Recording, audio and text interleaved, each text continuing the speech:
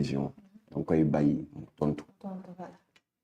Un criminel bu rey nit sax ñu bett ko en flagrant délit loxo yi di nàcc ak deret xam ne weddi mënu fee ne mais lu mu tere buñ koy atte dinañ ko ne lu tax nga def ko dañ koy jox le droit à la parole donc loolu lay dégager tout de suite parce que dafa ne yoon am na xale ba sant jaari sow dégguñu Jamra nangam cité si ay cas dégguñu Jamra voilà loolu laa ne dama koy dégager sànni ko immédiatement et je répète ici organisation islamique yëpp a ngi may dégg sur 125 ONG islamiques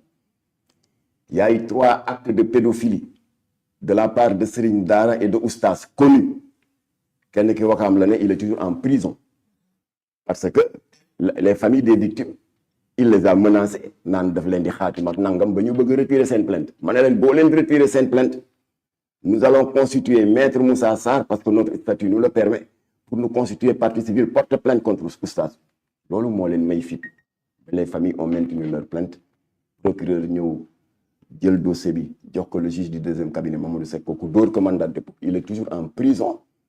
jugé guñ ko parce que instruction bi mooy jël temps parce que le viol a été criminalisé kooku Jamra moo def action boobu Touba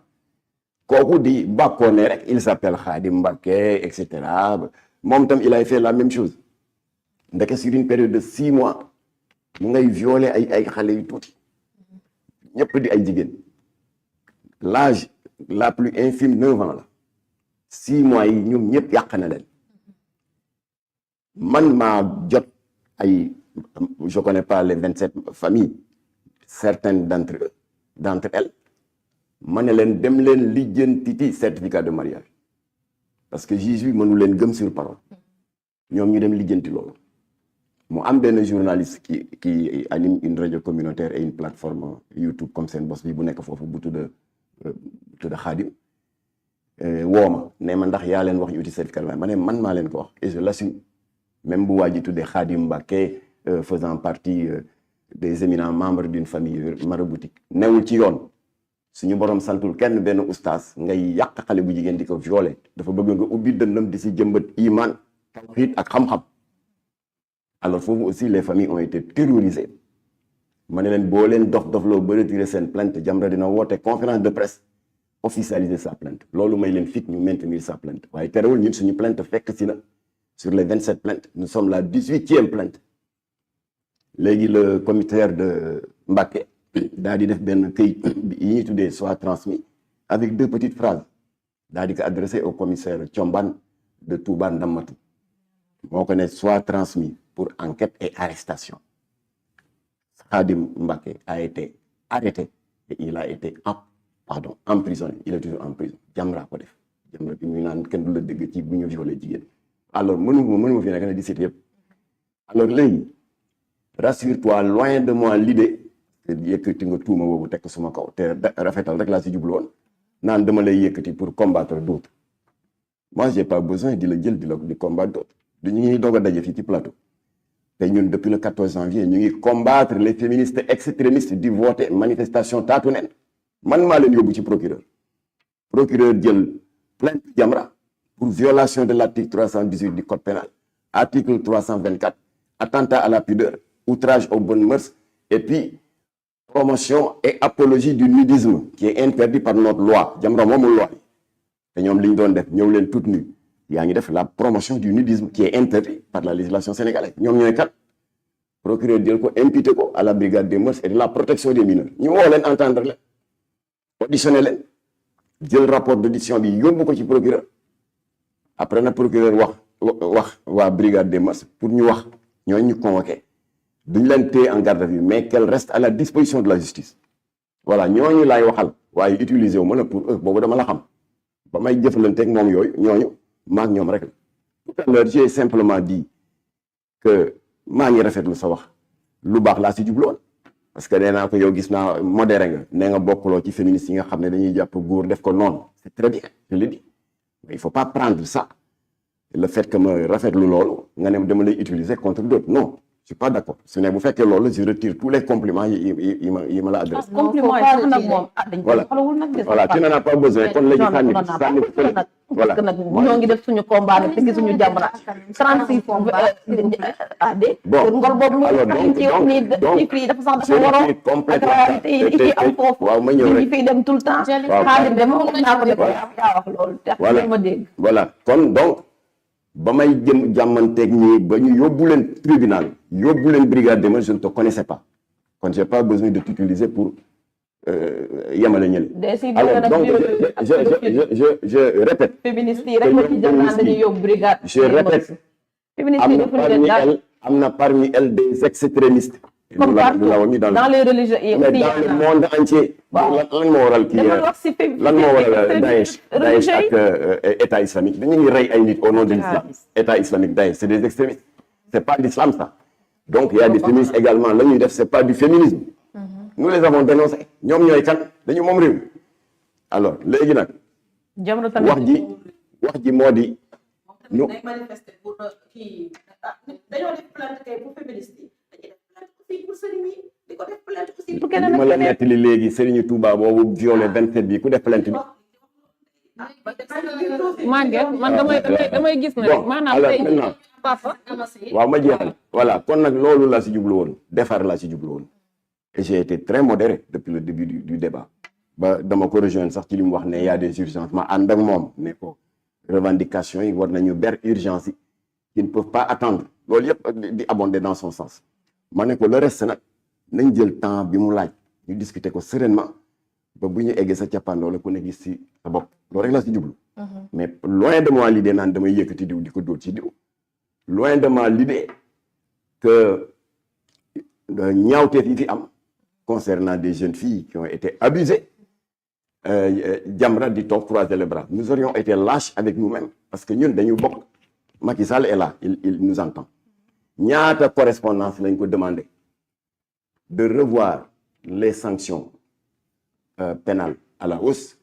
pour les auteurs de viol ñaata yoon et nous avons travaillé j'ai des photos ici avec les mouvements féministes bu ñu wootee sitting pour exiger la criminalisation du viol même man personnellement bu ma ñëwul il y a la section féminine de Jamra qui est là il y a le mouvement des jeunes et quelquefois même bu fekkee seen wér-gu-yaram may na leen ko le comité d'échange ma ne leen dem leen ngeen ànd jàppale jigéen ñi parce que viol daan yi dafa faible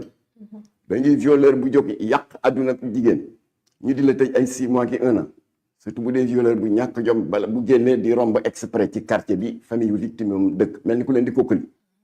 alors finalement des amis féministes de AGF nee ma ñu ngi préparé waat beneen sitting parce que kooku c'était au lendemain de l'agression sexuelle qui avait mal tourné de Binta Camara au mois de mai 2019 dëgg la saay-saay bi la mu bëggoon amu ko waaye moom xeex na farouchement ba ñàkk ci bakkan bu Tambacounda elle n'a que 23 ans foofu la Jamra jëkk a commencé di participer à des manifestations de féministes ñu dem place de l'Obélisque beneen mois ñu demaat fa defe naa y a eu 3 sittings le 3e ba ci la état bi wàcc fekk si ñu président Macky Sall a appelé je ne sais pas qui ci ñoom ci mouvement féministe yi waaye woo na Jamra dañu woo Imam Massamba Diop qui est le président exécutif parce que ñu bari dañu defee ne maa jiite Jamra te je suis que le vice-président chargé de la communication jotu ko dafa demandé woon à son aide de camp mu woo ko le colonel Maïssa Ndiaye jotul Imam Massamba mu woo ma Macky Sall lan la proposé aux uns et aux autres parce que gis na ne Jamra itteewoon na la criminalisation du viol mais également les mouvements féministes il leur a fait la proposition suivante dafa ne boo leen ko naree jàllale par la procédure classique de faire porter cette proposition de loi par un député ça risque d'être long te urgence dafa am ndax viol yi bari na parce que bu jógee bureau assemblée nationale président bi war ci waxtaan avec les vice-présidents et les présidents de commission bu fa jógee day dem commission des lois bu jógee commission des lois wala dem plénière alors mu ne nag en lieu et place je vous propose ngeen génn ci mbir mi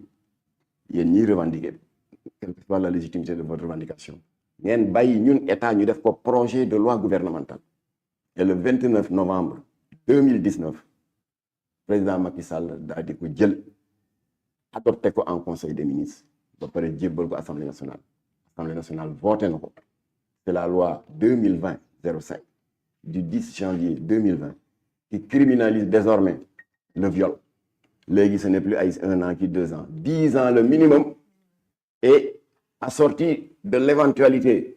d'une réclusion criminelle à perpétuité bu fekkee ndaw si dafa ñàkk bakkanam dans l'agression sexuelle et c'est le cas de Binta Camara saay-saay ba ko def loolu il en a pour toute sa vie et ce sera certainement le cas pour le violeur de Diary Sow parce que kooku tamit ñàkk na ci bakkanam alors kon c'est un combat qu'on a mené en commun te ñun xam nga kañ lañ ko commencé ñu ngi ko commencé 2007 boobu il y avait des mouvements féministes qui étaient même pas nés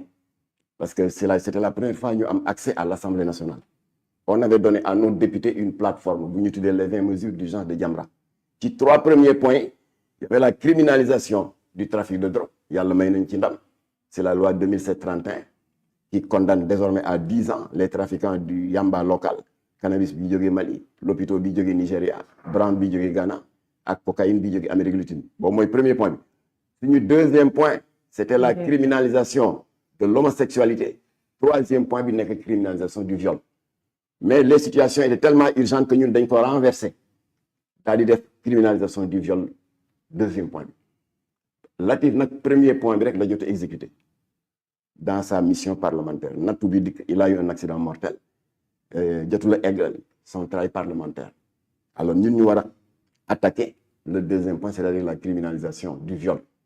mais ba ñu gisee les mouvements féministes yi elles avaient la même préoccupation que nous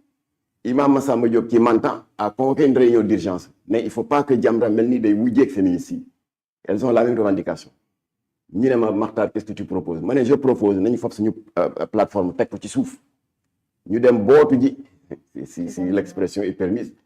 derrière les mouvements féministes ànd ak ñoom dooleel leen comme ça criminalisation viol bi ñëpp a jàpp ci noonu lañ ci jàppee comme je l'ai détaillé tout à l'heure c'est la loi 2020-05 du 10 janvier 2020 voilà loolu mooy suñu taxawaay à l'égard de la bataille des communes des féministes waaye jéemuñu séparer kenn jéemuñu dégg nga xeeb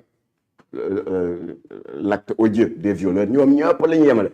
ñu mu ne bu ñu génnee léegi ni ci studio bi nga dégg ne am na sëriñu daara quoi que ce soit parce que am na ñu bari ñemewuñu wax lu jëm ci affaire sëñ daara yi alors su boobaa balaa 22 heures di nga dégg Jamra def ci communiqué ba pare constituer un avocat ñun du ñu wax rek yem ci dañuy cotiser suñuy maigre pension retraite constituer avocat pour ñu jàppale leen xanaa cas bu ñu yëgul cas Wakaam on était en première ligne bii également 3 jours après laa ko yëg mais après on s'est rattrapé parce que contacté naa journaliste bi doon def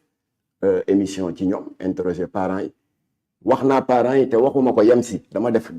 communiqué qui est visible mu ngi ci presse bi ko duggee ci Google wala ci Facebook gis ko ma ne boo leen juumee ba retirer seen plainte Jamra va se constituer partie civile ce n'est pas parce que dossier ba gisoo si loolu Jamra deful dara Jamra adressé na une lettre de félicitation au procureur de Mbacké nee nañ ko décision bi nga jël mu di un soit transmis adressé ko au commissaire Thiombane de Touba Ndambatou Jamra nga koy saluer parce que violeurs yi foog ñu yemale leen ñuy mbubboo diine di def acte de viol et de pédophilie mu ne ko pour enquête et arrestation on a enquêté on l'a arrêté te fii ñuy wax nii toog nii tey il est toujours en prison loolu ko waral. Merci beaucoup Mame Matar. dañoo moytu les accusations gratuites. S'il vous plaît, je rappelle que on était censé avoir 3 invités sur le plateau dont Aïda Mbaye